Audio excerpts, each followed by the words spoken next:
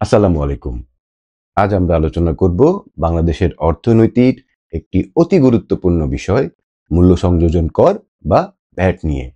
বাংলাদেশের বর্তমান বাজেটে রাজস্ব ঘাটতির পরিমাণ ক্রমেই বেড়ে চলেছে। গত 5 মাসে রাজস্ব ঘাটতির পরিমাণ দাঁড়িয়েছে প্রায় 42,000 কোটি টাকা। বাংলাদেশ ইতোমধ্যেই অর্থনৈতিকভাবে উল্লেখযোগ্য চ্যালেঞ্জের সম্মুখীন হয়েছে।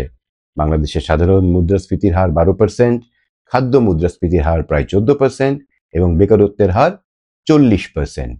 এই পরিস্থিতিতে বাংলাদেশ সরকার পরবর্তী মাসগুলোর জন্য ভ্যাট বা মূল্য সংযোজন করকে রিভিউ করার সিদ্ধান্ত নিয়েছেন।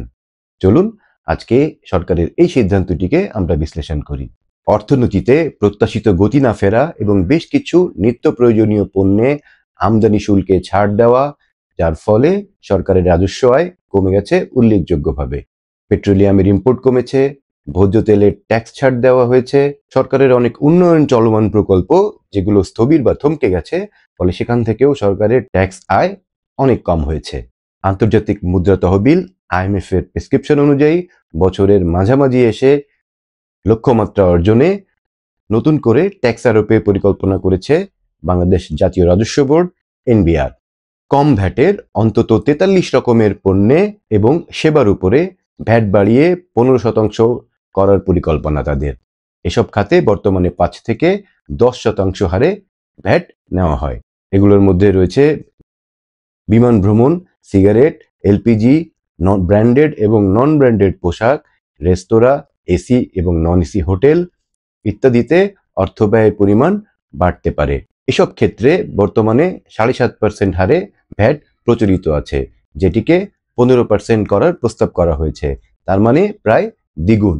কোনো ব্যবসা প্রতিষ্ঠানের দৈনিক বিক্রয় যদি গড়ে 13,690 টাকা হয়, তাহলে সেই প্রতিষ্ঠানকেও 15% হারে অতিরিক্ত ভ্যাট প্রদান করতে হতে পারে। অতীতে অর্থবছরের মাঝামাঝি ভ্যাট বৃদ্ধি আমরা লক্ষ্য করেছি, কিন্তু সেই পরিমাণ ছিল খুবই সীমিত। তবে এত বড় মাত্রায় হঠাৎ বৃদ্ধি এর আগে বিশেষজ্ঞরা দেখেননি। এই সিদ্ধান্তটির অর্থনৈতিক প্রভাব সম্পর্কে আজকে আমাদের আলোচনা। ভ্যাট বাড়লে স্বভাবতই পণ্য এবং সেবার দাম বৃদ্ধি পাবে, বিশেষত খাদ্যপণ্যের দাম। ইতোমধ্যে মুদ্রাস্ফীতির চাপে থাকা সাধারণ ভোক্তাদের এটি একটি বাড়তি চাপ হিসেবে আবির্ভূত হবে। দাম বাড়ার কারণে মানুষের ক্রয় ক্ষমতা কমে যাবে, ফলে তারা অপ্রয়োজনীয় পণ্য ও সেবায় খরচ কমাবে, যা অর্থনৈতিক প্রবৃদ্ধিকে নেতিবাচক দিকে ধাবিত করতে পারে। সীমিত মুনাফায় চলা ছোট ব্যবসাগুলো ভ্যাট বৃদ্ধির ফলে পণ্যের দাম বাড়াতে বা নিজেদের খরচ বহন করতে অসমর্থ হতে পারে। এতে তাদের লাভের পরিমাণ কমে যেতে পারে, ব্যবসা প্রতিষ্ঠান বন্ধের ঝুঁকিও রয়েছে। ভ্যাট বাড়ানোর ফলে পণ্যের দাম আরও বেড়ে মুদ্রাস্ফীতি নতুন তরঙ্গ সৃষ্টি হতে পারে। অনেক ব্যবসা ভ্যাট এড়াতে অপ্রকাশিত কার্যক্রমে চলে যেতে পারে, যার ফলশ্রুতিতে সরকার তার প্রাপ্ত রাজস্ব হারানোর সম্ভাবনা থাকতে পারে। ভ্যাট বৃদ্ধি শুধু অর্থনৈতিক নয়, এটির সামাজিক গুরুত্ব অত্যধিক। বেকারত্বের কারণে ইতিমধ্যে সংগ্রামী পরিবারগুলোর জন্য এটি আরো কঠিন করে তুলবে তাদের জীবন নির্বাহ করা। এটি দারিদ্র্যের হার বাড়িয়ে তুলতে পারে। জরুরি পণ্যের বাড়তি দাম জনগণের মধ্যে অসন্তোষ এবং প্রতিবাদের সৃষ্টি করতে পারে, যা সামাজিক স্থিতিশীলতা বিনষ্টে ভূমিকা রাখতে পারে। বর্তমান রাজনৈতিক বা সামাজিক প্রেক্ষাপটে বাংলাদেশ এমনিতেই স্থিতিশীলতার সংকটে ভুগছে। উচ্চ খাদ্যমূল্যের কারণে পরিবারগুলো সস্তা কিন্তু কম পুষ্টিকর খাদ্য পছন্দ করতে পারে, যা জনস্বাস্থ্যে হুমকি স্বরূপ। পরিবারের আর্থিক সংকট বাড়লে সেটি শিক্ষা ও স্বাস্থ্যসেবার মতো গুরুত্বপূর্ণ খাতে খরচ কমাতে বাধ্য করবে, যা দীর্ঘমেয়াদে দেশের উন্নয়নের জন্য একটি বড় বাধা। ব্যবসায়ীদের একটি অংশ প্রস্তাবিত 15% ভ্যাটের তীব্র বিরোধিতা করেছেন। তারা এটির বাস্তবায়ন মেনে নেবেন না বলে মত প্রকাশ করেছেন, বিশেষ করে পুরনো ঢাকার ব্যবসায়ীরা যারা হোলসেল আমদানির সঙ্গে জড়িত। তারা এই সিদ্ধান্তের ব্যাপারে ব্যাপক ক্ষোভ জানিয়েছেন।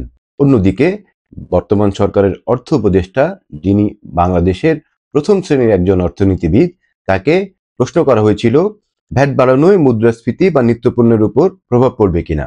তিনি বলেছেন, ভ্যাট বাড়ানোয় মুদ্রাস্ফীতি বা নিত্যপণ্যের দামে তেমন প্রভাব পড়বে না, কিন্তু ব্যবসায়ীরা এবং বিশেষজ্ঞরা এটি মানতে নারাজ। তারা এটির বিরোধিতাই করছেন। আমরা এনবিআর এর একজন সাবেক সদস্যর একটি উক্তি দেখতে পেয়েছি। তিনি বলেছেন, হঠাৎ করে এত বেশি পরিমাণে ভ্যাট বৃদ্ধি সমাজে এবং অর্থনীতিতে একটি বিরূপ প্রক্রিয়া ডেকে আনতে বাধ্য। কিন্তু সরকারের হাতে আসলে বিকল্প ছিল কি? ধার দেনা করে উন্নয়ন কার্যক্রম পরিচালনা করা এবং দৈনন্দিন কাজ পরিচালনা তাদের জন্য হয়ে উঠেছে অসাধ্য, যেহেতু ভ্যাট ট্যাক্স থেকে সরকারের রোজগার কমেছে। সরকার ইচ্ছা করলে এই ভ্যাটটি ধীরে ধীরে বৃদ্ধি করতে পারত, যেটি ফলাফল সহনীয় পর্যায়ে রাখা যেত বলে কিছু কিছু বিশেষজ্ঞ মনে করছেন। জরুরি পণ্য ও খাদ্য সামগ্রীতে দরিদ্র পরিবারগুলোতে অতিরিক্ত ভর্তুকি দেওয়ার মাধ্যমেও এর প্রভাব কিছুটা হ্রাস করা সম্ভব। করের হার দ্বিগুণ না করে যে সকল ব্যবসা করের আওতার বাইরে রয়েছে, দুর্নীতি বন্ধের মাধ্যমে সেই জায়গাগুলো থেকে কর আহরণ করা গেলে অতিরিক্ত চাপ অর্থনীতির উপরে না দিলেও চলত বলে কিছু বিশেষজ্ঞের মতামত।